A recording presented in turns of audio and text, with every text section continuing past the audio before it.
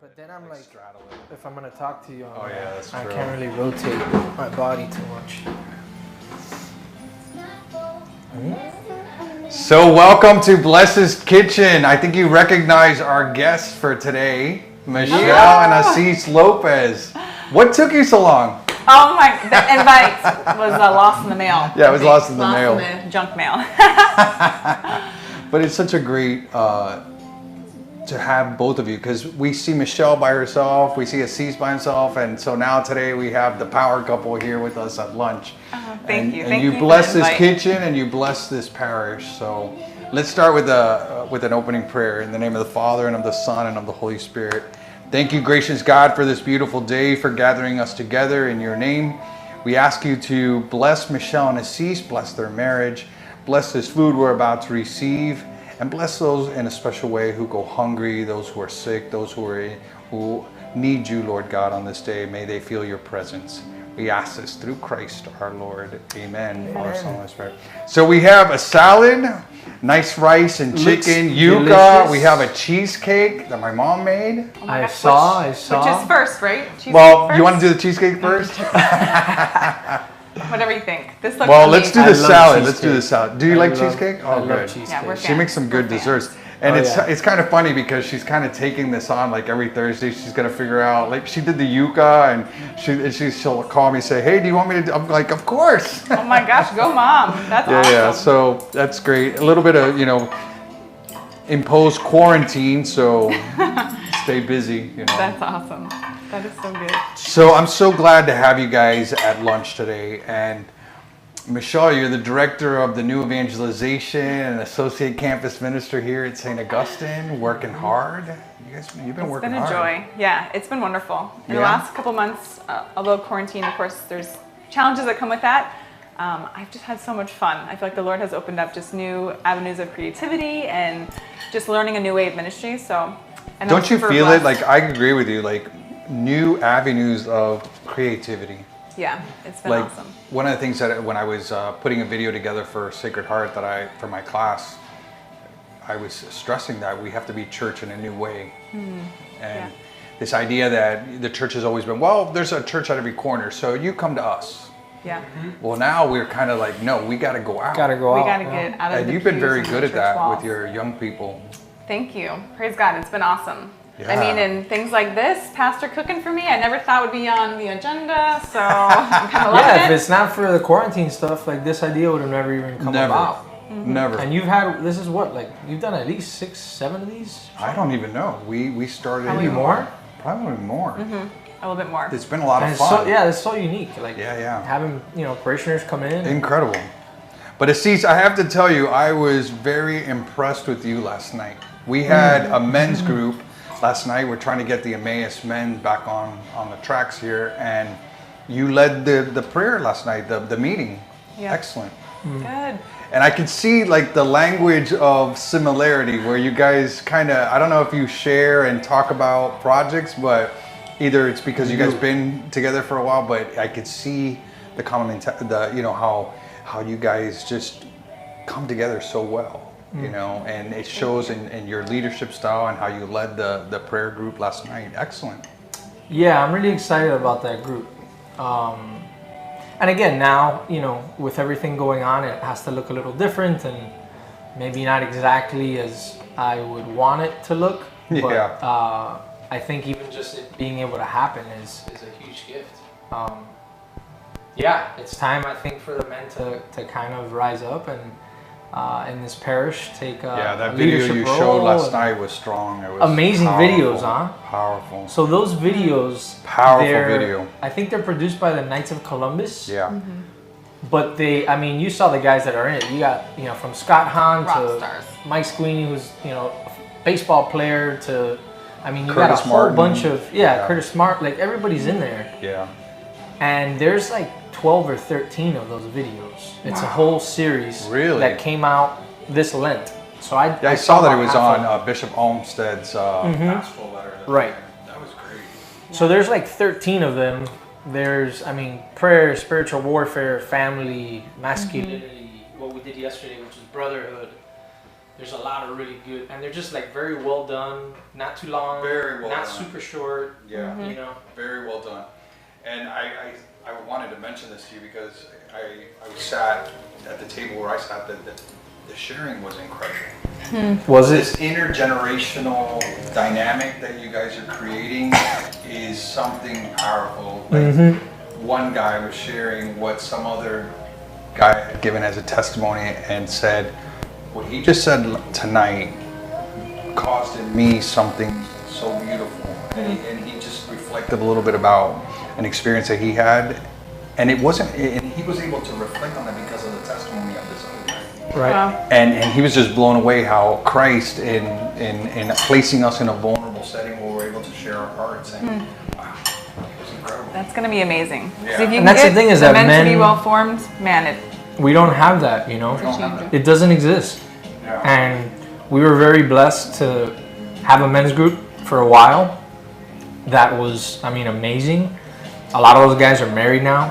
A lot of them have kids. So it's Yeah. great how we've kind of transitioned.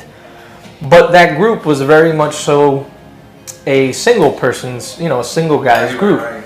So when we started getting married, you know, we started like a marriage ministry, which is great, but it's not the same. Right. You know. Well, the video said that. Right. It's Right. not. You need like just men to hang out and Right. do stuff. And so the idea with this new group, which is probably one of, it's beautiful, but it's also probably one of the things that I'm most terrified about, is this age discrepancy, right? Because we had a 25-year-old there, but we also had like a 75-year-old there. Or close to 80, yeah. Right. So it's that's amazing. Wow. trying to pray and plan these nights. It's like something as simple as like, you know, with a young adult men's group, you're probably going to talk about masturbation, pornography, things like that, which apply to older men, absolutely. But still, it's like, how do I present this to an 80-year-old man as something that he wants to like, maybe he can give some, you know, feedback on it, right? Or give a testimony on it or something. So that's kind of like the little bit of a doubt that I have, right? It's The like, challenge. Yeah, but challenge. it's gonna work. It's challenge. gonna work because but my vision is having, again, one feed the other, and because what these young guys have is, you know, a lot of them have been very well formed. We've had the blessing of being a community for years now, and pretty deep, right? Like I think the young adult group, what I walked into when Michelle and Father Michael were here, and what we were able to do in, you know, the next 3, 4, 5 years, it really, there's a depth to that community that is very hard to not see or deny. right. So I think that's something that can help the older guys. But then at the same time, the older guys have lived, you know, twice as long as we have, and there's a lot of wisdom there that we want to tap into. So Well, I want to talk about you guys, like, because I know people want to know how you guys met and this passion for ministry, because you're both involved in ministry. You're giving your hearts to ministry, and you lead by example, where you understand that this is the most important part of your life and how it just feeds and nourishes your marriage and everything that you do. So who wants to go first? go ahead. I'll start. Yeah. You've eaten more than me, so. Let me know if I have anything in my teeth, by the way.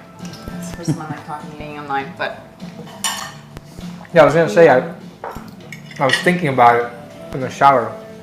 Like, I don't know if I've ever been videoed eating well, before. eating and talking, it's like just. But I then got a whole Let collection. me know. I did that commercial. Remember that? Oh, yeah. Like impromptu. I went to this restaurant to eat Well, lunch. cheers to you guys. Cheers, cheers. Thank you for being here, for blessing this Cheers. kitchen, for Cheers. blessing this community. Thank you. Cheers. Yeah, so if Assis looks Cheers. familiar, it's because he's been on a commercial before. Commercial. I went to eat Oh. lunch somewhere. I went to eat lunch somewhere, and they asked me to be in a commercial that they were shooting. So I ate for free and drank for free, and I ended up in a commercial that aired like on Monday Night Football. Really? For an entire year. Wow. So people will recognize you on the street. You're that guy in the restaurant eating. It was ridiculous. And that's where I fell in love. I saw him in the commercial, Yep. and I was like, who is this Watching guy? Monday Night Football. No, but Assis and I met here at St. Augustine. And actually his uncle, who's a deacon, used to work here That's at right. St. Augustine. And so Assis was one of the names that, along the way, that he gave to me to just reach out and invite to our community. And so I did that, and it took a little bit to get him to come out, but he was on his own journey with the Lord.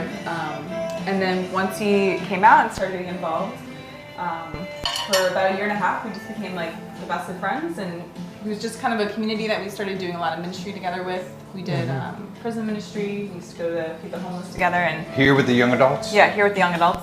And him, Christian, and Rafa and me did prison ministry for that year and a half, and that was like a weekly commitment. We had some incredible experiences, and I know for me, like, That was a beautiful time. that's when our friendship really deepened. And Wow, that's we were- a powerful ministry. Yeah, and we Yeah. had some. If I can love these guys, I can love you. So. Yeah. I mean, that's probably where he fell in love. He was probably in prison, over the bars. You ready for your next play there? You're still Bring it on. hacking Yeah. away at that. I mean, I could. You talk and eat. Okay, that's gonna be a little difficult, but I'll work my way. Don't worry. Everything will be touched by me, especially cheesecake. But so yeah, we became very close and good friends. And at that point in my life too, I was very discerning a religious vocation. And so for about 7 years at that point, I was taking just my own private vows to the Lord and really pursuing Him wholeheartedly in a radical way and belonging to Christ. And that was a vocation I was discerning, especially every year. It was not something I got clarity on that being a permanent state. And also the church helped me discern, probably that within that first year that we met, outside of the context of our friendship. Because at that point I was off limits, and especially my close friends knew that I was discerning. So they really gave a good respect to that and encouragement. And then But you grew a lot during that time, no? Was stuff- the Lord yeah. preparing your heart to be a wife, and but you didn't know it? totally didn't know. I didn't know the future. I just knew Yeah. like where He I was was at preparing and you for something. what He was doing in my heart was transformational. I would never look back except with great gratitude over those 7 years of discernment. And man, the way that God just radically changed my heart and my mind to be so free, to be His daughter, and to know I'm loved first as His daughter, I would never trade that for anything. And that's why it gave me so much freedom to serve and to love, and also to have brothers that were really close, especially Yeah. like the guys I did prison ministry with, to have them so close and as friends and as brother. And With freedom. it was so freeing. It was beautiful. But God kind of closed that door, and the church helped to discern that it wasn't a permanent state for me that year. And then after that, I just was open to whatever the Lord wanted. I had no idea. I was kind of like, well, that was kind of duped.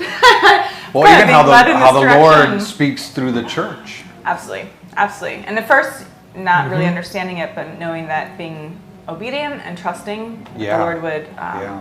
show me the way. And He did. And it was such a delight. Even looking back, I'm like, this is one of my best friends, and like the opportunity to go on a lifelong journey in a deeper way was, again, not what I expected, but was a total gift when that kind of developed in our friendship later. Into a lifelong journey. Yeah. I love it. And one, I knew that was going to be awesome and on mission, because I knew his heart. Like, we were good friends, and he also knew my discernment and my heart to just Yeah, live in I a want to radical talk way about for that. God. Your hearts for mission, because you guys, I've been on mission with you, and wow, I'm just impressed. I mentioned you, Assis, in one of these Bless These Kitchens, because I told Cheeky when he was here, I was like, man, you got to take Assis on all your mission trips. That guy is a workhorse. Man. I enjoyed it. I enjoyed it a lot. Yeah, definitely. And those missions were definitely part of his own conversion. Yeah, Did you do that in high school? No, I did not. But I started doing those missions. I had done 2 before I started here at St. Augustine. So that was actually where the Lord really... Because you at one point told me that you thought maybe this is the direction that the Lord is calling me to. to like full-time Missionary work. Correct. After my second mission trip, I realized a couple things. I was like, well, whenever I'm on mission, I clearly love to serve and to work alongside of, especially like that dynamic of like working for a community, but living in the community and working with the community. That was something that was, for me, was, I mean, I was like, man, this is amazing. I can do this the rest of my life and be, super happy. Transformational, no? Absolutely. But then also what I realized was that in those times of service and mission, I was able to pray a lot better, and I felt a lot more at peace. I was a lot happier. And also, you know, when I'm out there in the DR for 10 days, at that point, you know, I was still going out a lot and partying and drinking, and I wasn't doing that over there, but I was still like super happy, you know? And I was like very much myself. I felt this freedom that I didn't feel here. So after my second trip, I was like, well, what I think God is saying is that I have to just move and live in the DR and be a missionary. Because I want to continue to experience right. this. I'm like, well, if that's where I feel like myself and most happy, then that has to be where I'm being called to. I was still very green in my faith. I had no community here. You know, that was pretty much it. The extent of my spiritual life was a couple of Emmaus retreats a year and this mission trip in the summer. That was it. So it was like very high emotional highs, and then just kind of, you know, lows, and then emotional high. And so when I got back, was teaching you a lot in that absolutely, time. I'm gonna take your stop, Sean. Oh, thank you. When I got back from that second trip is when my uncle, Deacon Mark, basically asked me how was it, and I told him, look, I really think that I'm gonna move to the DR and be a missionary. And well, bon appetit. Thank you. And he was like, hey, why don't we, you know, kind of pump the brakes a little bit. He's like, what do you like about it? And I was like, well, I love serving, and it helps me pray better. So I think that's where I got to be. And he's like, well, why don't we find you areas or places to serve here and the community, and let's give it a year. And in a year, if you still feel that calling, then we'll look at it. That's very wise of your uncle to say that. Very wise. He's a pretty wise man. Not wise guy, wise man. And I listened, and on that conversation, he's like, well, he had just been assigned here as a deacon.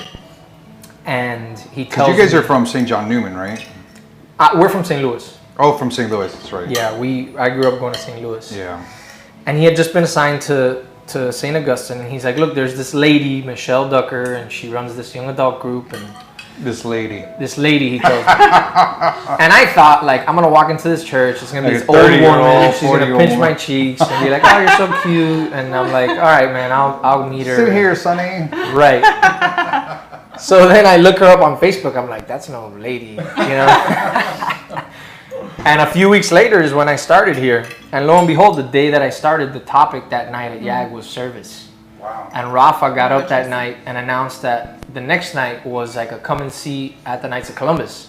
So then the next night I was at the Knights of Columbus Hall. And then the next week I was like a night. And it just kind of started moving very fast.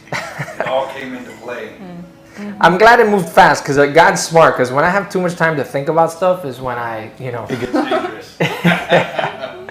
So he's like, let me just do everything really quickly so that he doesn't focus on what's going on. And Yeah. And also God acts so quickly just in your own coming out and getting involved in community, just the transformation and the awareness, and I got an amazing seed of God's power in your life, and it was a lot of big yeses of you and a lot of the Lord is providing in tremendous ways to really rediscover your faith, and also just what you're longing for, you know, all of what you were thirsty for was in Him. And right. yeah, that's awesome. And Father Elvis was actually my first spiritual director. And I thought, you know, he was a vocations director at the time. Right. And at that point, I had learned what vocations were. I didn't really even know, you know, the different types, especially with Michelle and what she was in, and, you know, consecrated single life and virginity. I didn't know what any of that was. So when I think it was probably my third or fourth session with Father Elvis, I talked to him about this desire to be a full-time missionary and go to the DR and this. And in his wisdom, you know, kind of I think what he saw was that, you know, I started praying a lot more, obviously, but I wasn't, you know, kind of I think where I needed to be. And he had told me, he's like, well, you know, you want to be a missionary. He's like, you know, and I told him I love the physical work. I love being out there and working with my hands and this. And he's like, oh, what do you do over there? It's like, oh, you know, we build tanks and we're mixing cement, and, you know, you got to climb on a ladder that you build out of a tree. And he's like, so what happens if you fall off the ladder? And I was like, what? I'm not going to fall off the ladder. He's like, yeah, what happens if you no longer can do the physical work? Yeah. You know? He's like, what happens to your relationship with Christ? I was like, that's a very good question.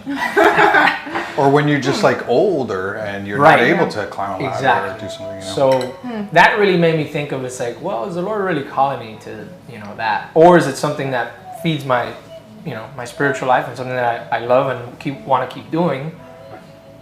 But maybe he's still calling me to be here and do different types of ministry, which I'd much rather, mix cement than prepare a night like last night, right?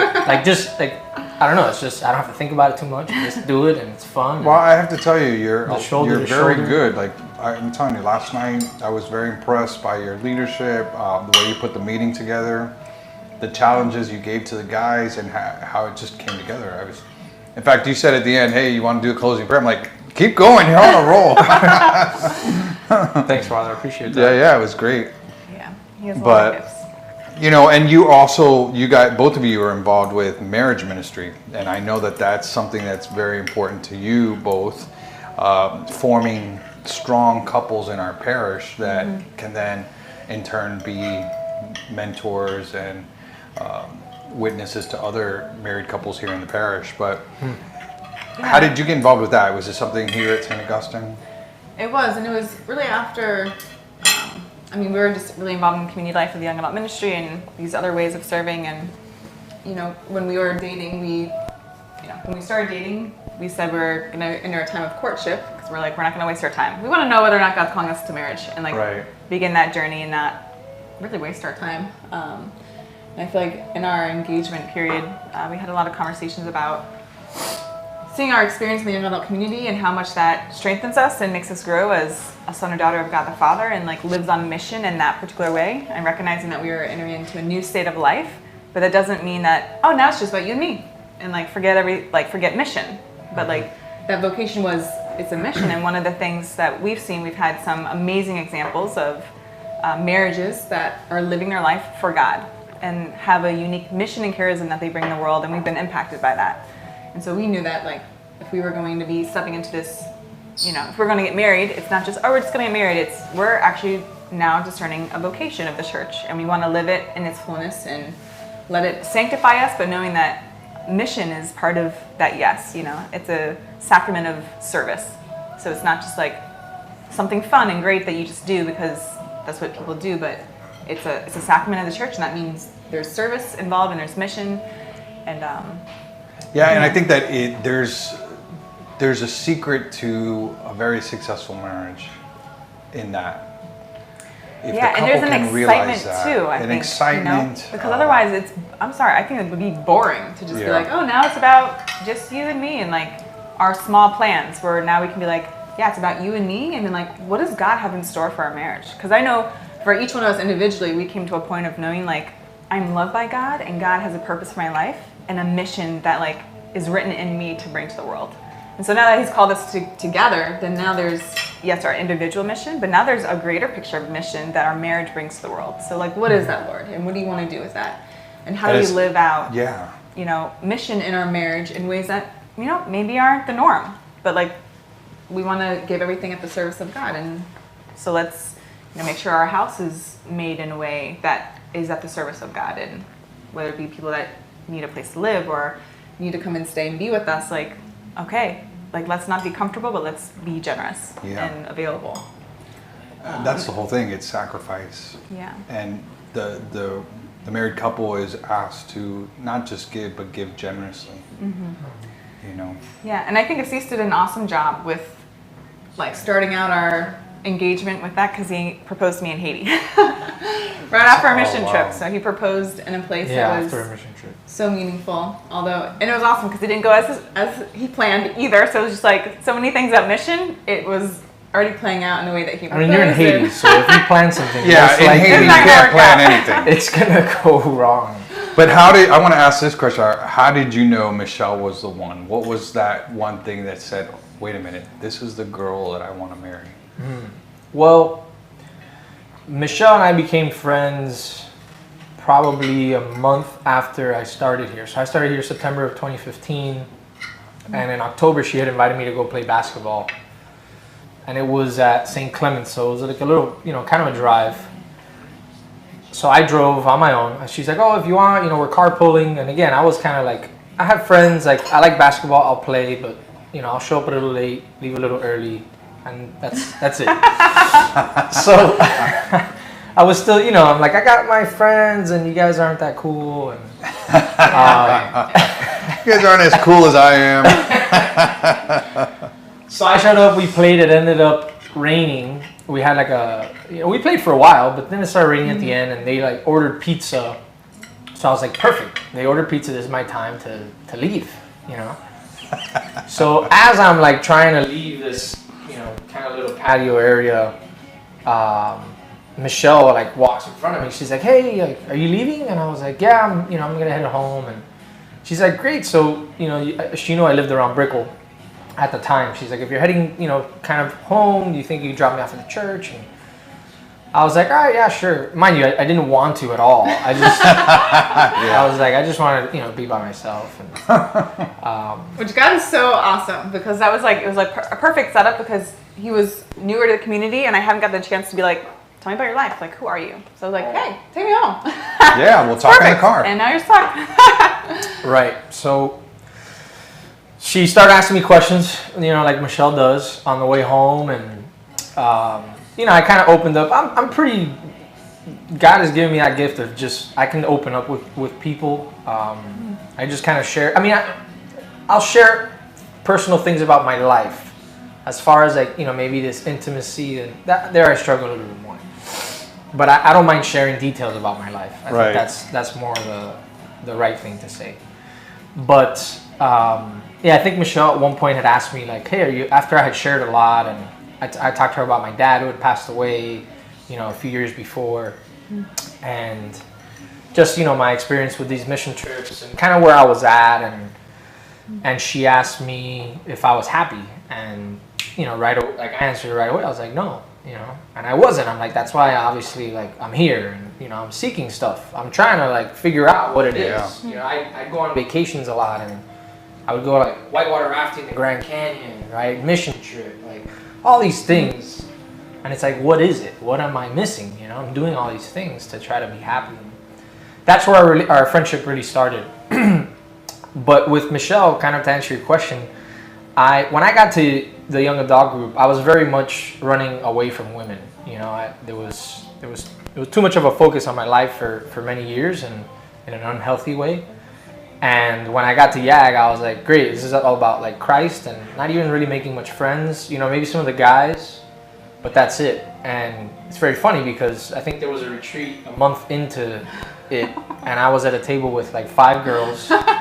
Just girls. Just girls. Sorry about that. And then there was a book mission where it was me and 3 girls. And I was like, what? Like, Lord, what are you doing? But what he was doing was really trying to heal, you know, this relationship that I had with women, the way that I saw them, the way I spoke to them, the way that even my body reacted when I saw them. So in his providence, obviously, he knew what he was doing. But Michelle was the only woman, you know, with me and women at that time, it was, if I speak to you for a while, if we become friends, chances are it's going to turn sexual on one or both parties, right? Yeah. And Michelle was the first person that I never felt any of that from, you know, which it helped me be more open with her and more trusting of her and more wanting to be around her more often. And I started liking Michelle fairly quickly, obviously, for those reasons. But I always knew that there was something wrong. I'm like, she's, you know, beautiful girl. She's got tons of gifts. She's got thousands of people that are always around her, including men that she goes to drink coffee with all the time. Like, why is this girl single? Yeah, she doesn't want a relationship. I'm like, this makes no. She's got to be crazy. Like, there's got to be like another side like to this girl that nobody knows. That's hilarious. Oh my god. Like she killed somebody when she was young. Like something, something terrible. Yeah. But as our relationship started to grow, and I got some good counsel from some people. They didn't know they were counseling me on my relationship with Michelle. But I have a friend who. Exactly. No, I have a friend who has a friend. I have a friend. And it's like, what do you do in this situation? And Danny Moctezuma, I don't even know if... That's a great last name. Moctezuma, yeah. I don't even know if he knows this, but he was a huge part of the young adult group here when I got here. He was like one of the male leaders. And he told me something on the way to retreat when I made that comment. He's like, Aziz, if you feel the Lord is putting a specific girl on your heart, continue to offer her back to him, right? Every time you feel like he puts her on your heart, just offer her back up to him in prayer. I was like, what the hell does that even mean? Like, what does that mean?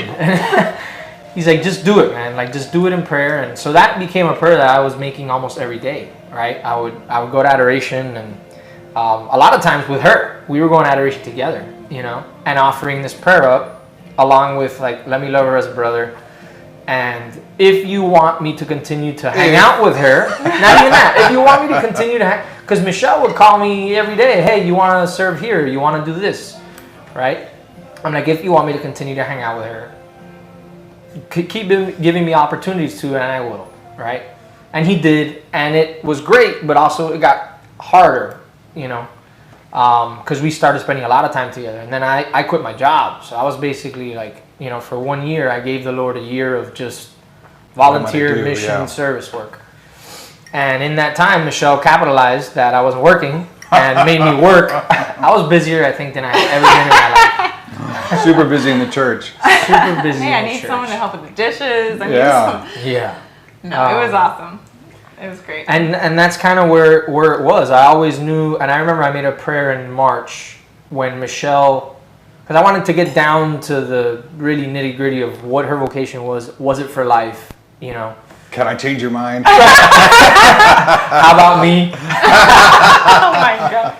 And she kind of, obviously, again, the way I went about it, she, you know, didn't. I was asking really to know because I wanted to learn about that vocation, but it also for me and freeing me up to not really have to think about that anymore.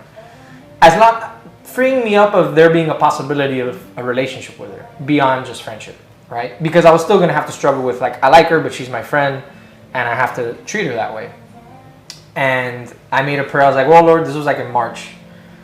I was like, because I felt he was calling me away from marriage, which really I see was just to discern more of the priesthood and fall in love with the priesthood and really see myself one day maybe being a priest. Yeah. And I made the prayer. I was like, well, I know that you're not calling me to marriage, but if you are, you got to send me another Michelle Ducker, you know?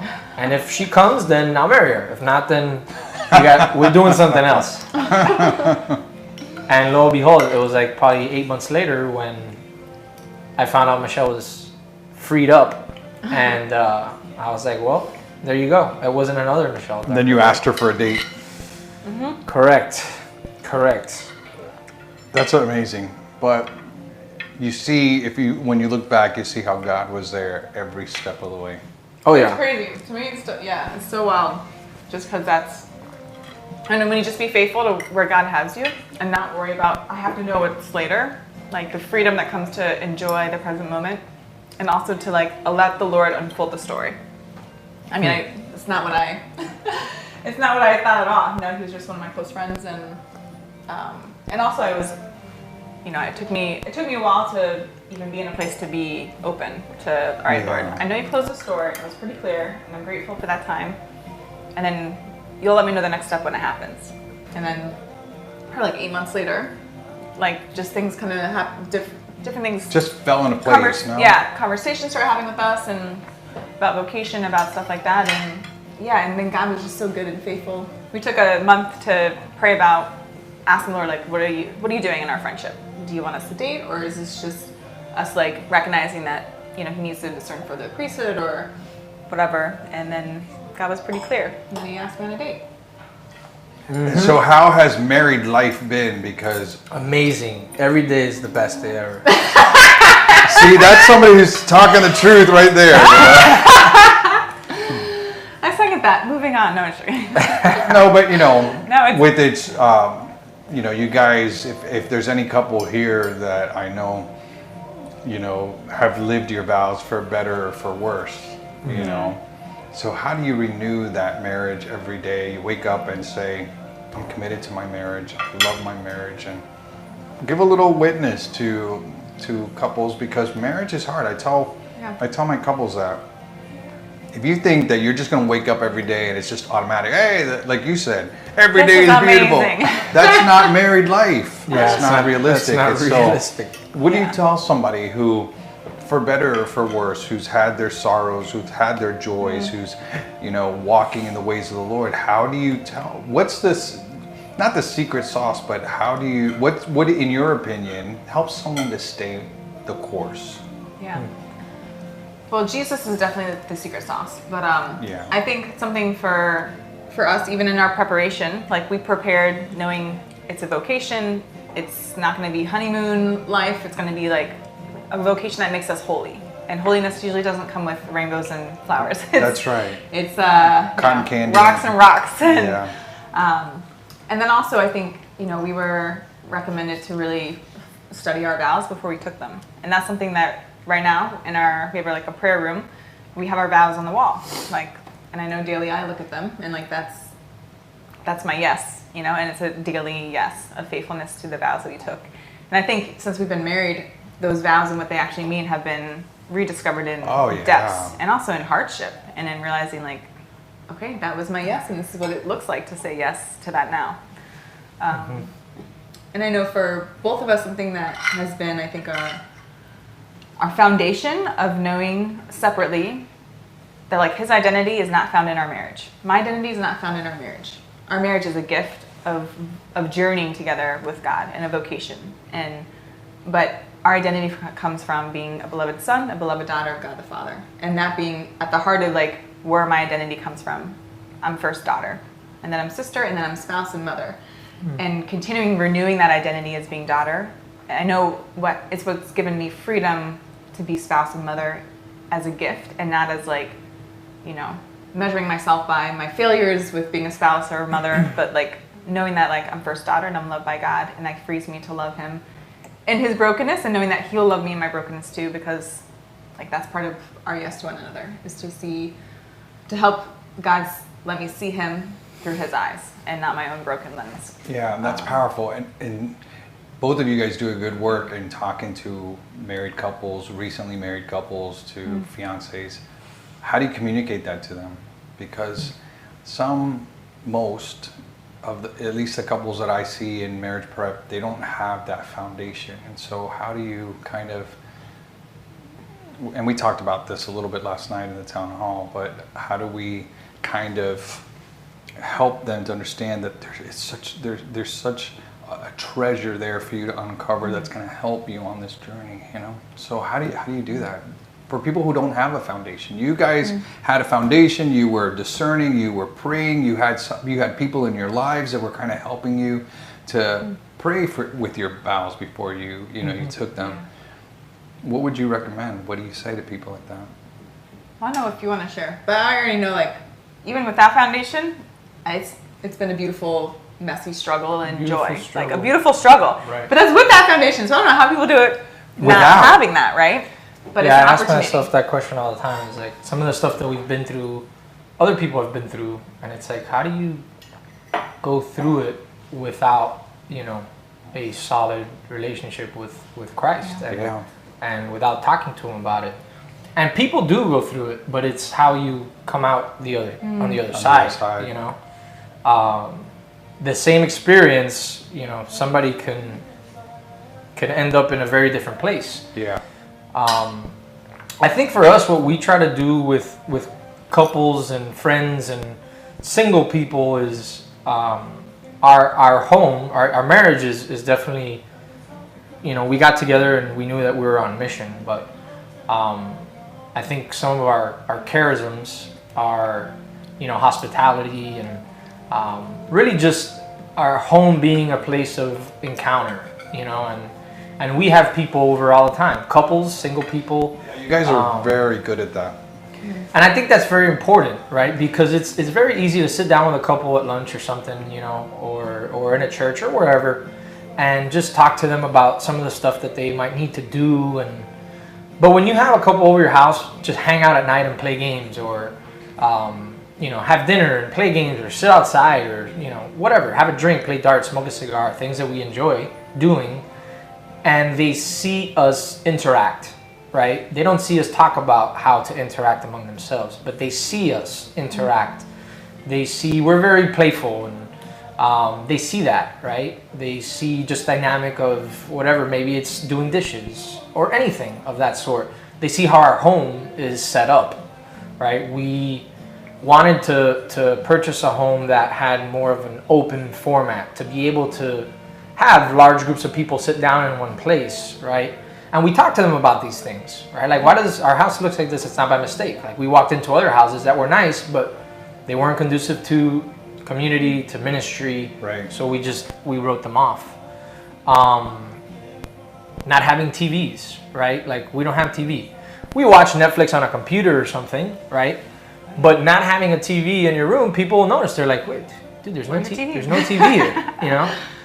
And it's like, yeah, that's one of the things that we discern, that it'll just be a distraction, right? And it'll, especially for me, a lot more for her, because she's been without a TV a lot longer than I have.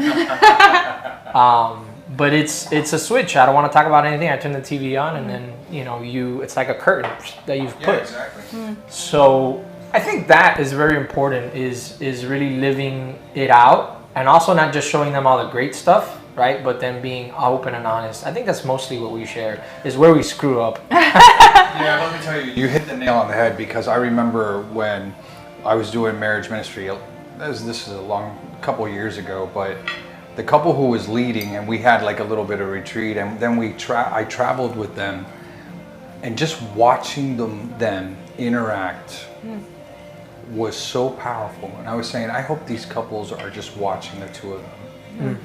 The way they prayed together, the way she would lay her head on his shoulder at the airport, or just grab his arm. And there was like such moments of intimacy that are so needed. Watching the two of them interact and play, and I think you're absolutely right. Absolutely right. And I would say probably the other thing that comes to mind, just in like, I think the way that we lived community life before we were married and then in marriage is also not being afraid to allow people to walk with us in our suffering. Yeah. So like the loss of our two children, like there's a choice made. Either we won't say anything and we'll just let us walk through it, or like God will do something in us, and then for others, if we just allow people to walk with us in their journey with us. And he has. Yeah. Which is something that I commend to both of you, because, you know, a lot of people don't want to talk about it. And it's kind of like walking on eggshells. And one of the most beautiful things that you said, and you wrote a really beautiful note to all of us here in the office, and we were the first to know. And you ended it with saying, come and talk to me. I'm here, my door's open, let's talk about it. You know, I don't want to be walking around where it's uncomfortable, or walking on eggshells. And I think that is a person who trusts the Lord. In my pain and my hurt and my sorrow, I have a God that loves me, and I'm his daughter, and will continue to guide and help me and love me. And so that was a beautiful witness in itself. And a lot of people came to just appreciate you more because of this. Both of you, you know. But well, switching gears a little bit, about what are you passionate about? Looking at where we're going, because there's a lot on the table right now. We've been having some good meetings, and you too, Assis. What are you passionate about right now, looking forward? As far as like the church and everything, anything, like what are you passionate about? What am I passionate about? What's coming down the pike? Well, for me, I'm kind of, I discerned a new career path so last year. So wait, last year. Yeah, last year. After the baby passed, I had a very powerful experience with our son. He went into cardiac arrest at the house, and I was able to do CPR on him as we called 911, and keep him alive till the rescue got there. And it was a pretty intense experience. It was, 2:30 in the morning, 2:15 in the morning. Whenever there's a child that's in cardiac arrest, PD shows up. How did you know how to do that? We had done a class. Oh. Yeah, like a CPR. I had done a CPR class when I was younger, for adults, not for children. And then we did a class at Mercy Hospital For babies. when Michelle was pregnant. But yeah, Wow. it just kind of happened. I can't really explain it. It was, You're just in go mode. it was not, I just reacted. Like, if I would have thought about it, I wouldn't Yeah. have, you know. Freaked. Right. So even like telling her to call, because everybody just kind of froze. Because we had a nurse at the house. You know, the baby was in hospice care. And she woke us up. We had been asleep maybe for an hour. And she woke us up banging on the door. And she was just holding out. the baby and not doing anything. And I was like, so You're I a just kind of nurse. went. So I just, something just clicked. And, That's amazing. I told Michelle, call 911. I, took his stuff off. But something happened that night. And I was, again, not really, I loved where I was at. I was working at Belen at the time. And I had been given a great opportunity to do ministry there and to teach. And it was a beautiful couple of years. And it's exactly, Michelle and I got married when we were there. Michelle and I, we went on our honeymoon. Michelle was pregnant. The baby passed. And Belen walked with me through all of that. Yeah. And really helped me. you know. Right. They gave me time off. And they were really, really good. So it's where I needed to be for those 2 years. But it's not where I felt like I was being called to be for the rest of my life. And that's something that God's kind of given me that gift. When I realize this isn't where I'm supposed to be, I'm like, all right, then I gotta move, And I don't wait till things are perfect until I move. Most of the time, which happened at Belen, I'm like, I don't know where I'm going. And so when I quit with Jose Roca, he's the principal over there. He's like, oh, so what are you gonna do? And I was like, I don't know. Oh, you didn't know? No. No. And he looked But it was at me. clear that he wasn't supposed to be there. So it Yeah. just, And I had done that. I had done that before.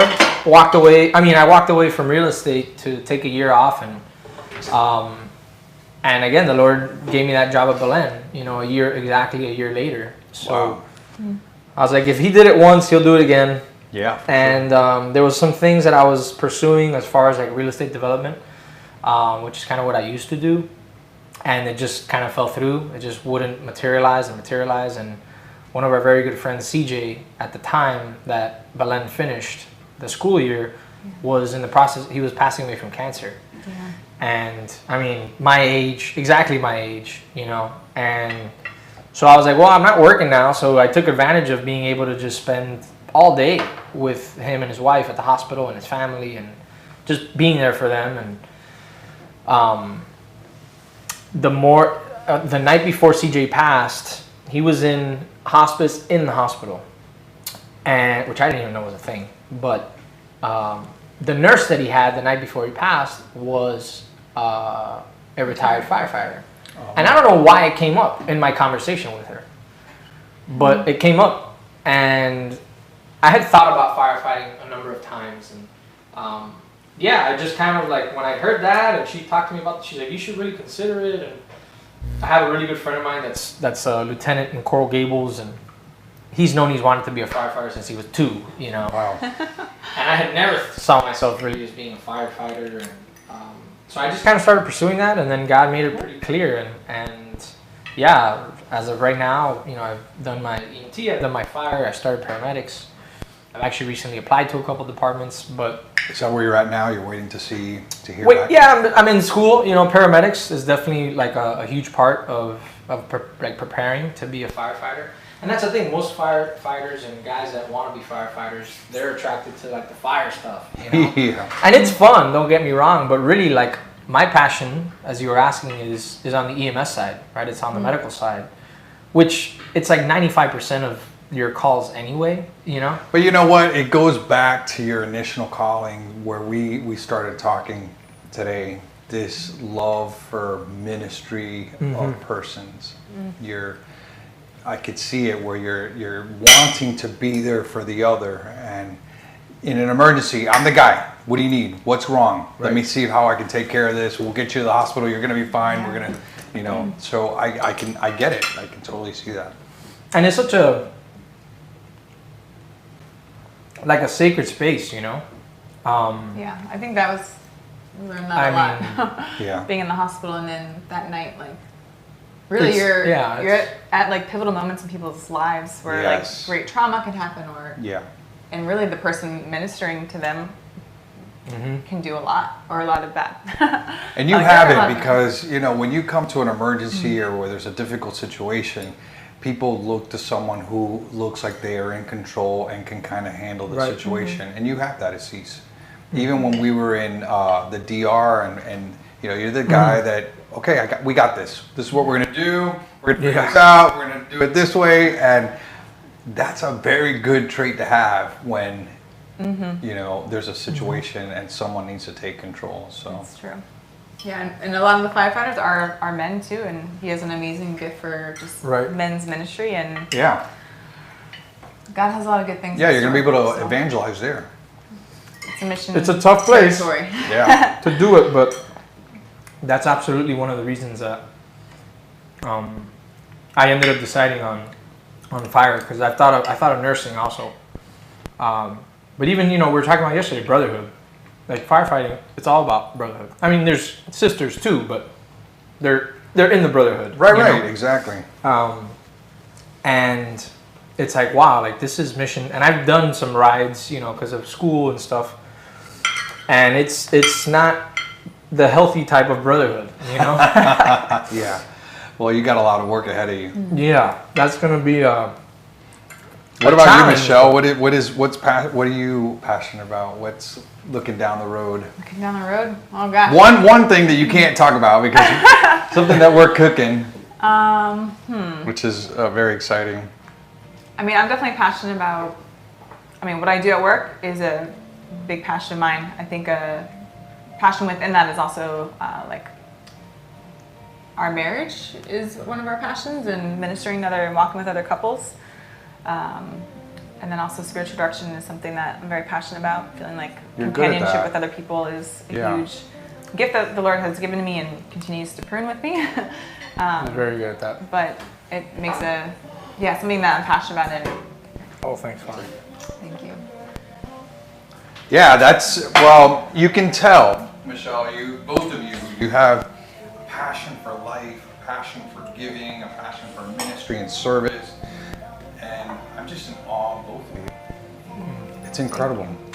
And I'm glad that I'm here with you guys and how in God's beautiful plan just put all of us together and trying to build the kingdom of God here in this little part of Miami. And I thank God every day for you guys because I think that we can do a lot of great things for God here, and I feed off of the passion that you guys have, and I love it. But keep doing it, keep striving for holiness in your marriage and doing what you're doing because it's really helped. And also too, you're inspiring other couples, and you may not even know it. Because I had a conversation with someone maybe like 2 months ago, and they were talking about the two of you, and they were watching you and kind of reflecting on who you are and the impact that you have on this person. I was just blown away, and I said, this is what we need. And that's why I've been harping, and I've said it here on Bless His Kitchen, where we need to strengthen our marriages. It's the bedrock, the bedrock of society. It's a bedrock of our community. And so if we can build strong marriages, we're going to be in a good place. Yeah. And something that you were talking about last night, it's, having men in a very strong position, that's going to be for the family, for the work environment. It's just going to grow, and God's love is really going to be experienced through people's knowledge of His love. So It's so true. So we're excited. We're excited to what Yeah. God is doing in our lives, and then being involved here has been a huge gift. And the importance for, like you said, like our marriage it needs to be solid. There needs to be, good foundation, good communication. If not, like any of those other things they don't work. And even if they're working, it doesn't feel good anyway. Like that's something and that, people can tell when you fake it. yeah, 100%. People can tell when you're not praying, Oh yeah. when you're being a hypocrite, when people can tell. Yeah. So you're not giving good witness, you're not giving good testimony. You're not gonna, I mean, you can fool the people some of the times, but you're not gonna fool the people all the time. Right. And then it gets to a place where you're like, come on, Yeah. you know, you gotta live it. And it's not easy sometimes, but. Yeah. And I think marriage too is that transforming journey, and to know that it's a beautiful mess, and that's okay. Like, Yeah. It's part of how God is gonna renew and heal and do something beautiful in your life. And I think to do that in the midst of community is so important. Because to hear other couples' stories and to know that you're not the only one that's struggling, like you're on the struggle bus, and that's okay. It's just part of the story, the journey. And I know for us, we've learned a lot, even having like the knowledge of, for example, like inner healing, and knowing that, like, you know, we're coming into marriage, and we've worked on we worked on our own to try to be in a place to know ourselves and to be able to give a gift of ourselves, and know that we have places that we have to heal. But even recognizing once we were married, we're like, dang, there's so much baggage still. I can't believe it, you know? And like, us both being in that place of like, all right, man. Like, again, how do people do this without God? I have no idea, because with God, it's hard, but there's so much beautiful fruit. And also, you have to know that it's about your transformation. You know, it's not about being comfortable. It's about being. Well, and the thing too is that you can lie to yourself and you can kind of put it on a shelf. But when you're living with someone, it becomes harder and harder to kind of hide it and pretend that there's nothing there. And so, it comes to a point where, like, I kind of deal with this. And so marriage is a beautiful, that mirror where the both of you are looking at it and saying, we got to grow, we got to deal with this, and it is only through God's grace that we can draw close. And both of you are helping each other get to heaven. So yep, that's the mission, man. That's the do goal. it. That's the goal.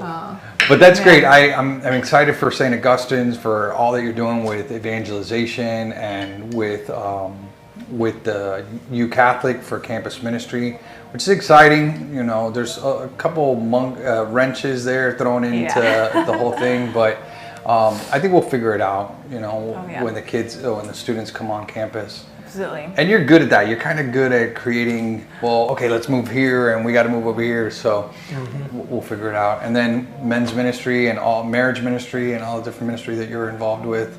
Wow. Yeah. I say to both of you, keep it up. We appreciate it. Push forward. And I am just so grateful for your love for this parish and for me. And I thank you for that.